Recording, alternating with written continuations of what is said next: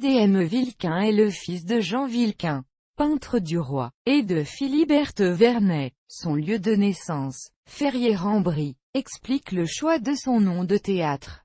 Il était, par ailleurs, le frère d'Étienne Vilquin, peintre qui fut reçu à l'Académie royale de peinture et de sculpture le 7 avril 1663. On ignore la date exacte de son arrivée dans la troupe de Molière, mais on peut l'estimer aux environs de 1650 pour deux raisons. Il s'est marié vers cette date-là avec Catherine Leclerc du Rosay, qui appartenait déjà à la troupe en janvier 1650. Il a participé à la création de la farce La Jalousie du Barbouillé, datée de 1650, car le personnage de Vilebrequin a été créé par plaisanterie par un Molière à partir de son nom de famille Vilquin. On retrouve ce Vilebrequin dans ce Ganarelle, rôle tenu encore par Debry.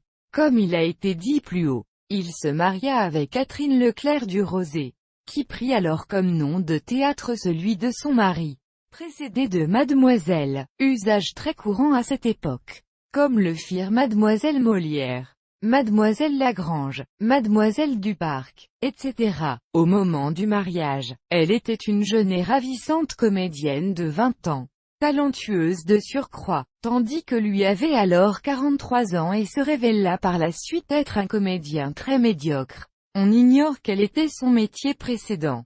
On sait juste qu'il était grand, puisque Nicole dans Le Bourgeois gentilhomme le traite de grand escogriffe de maître d'armes.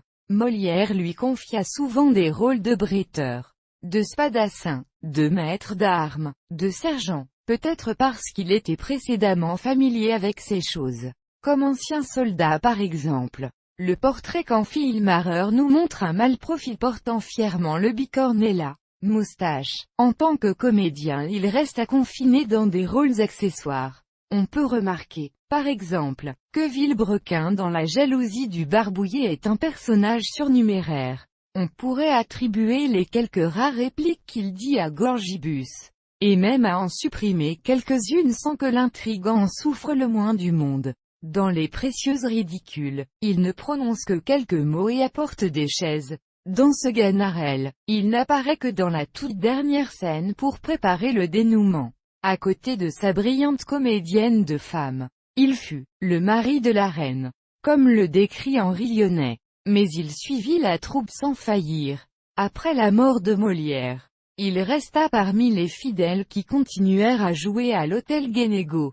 Il mourut le 9 mars 1676, à l'âge de 69 ans, et fut inhumé le lendemain.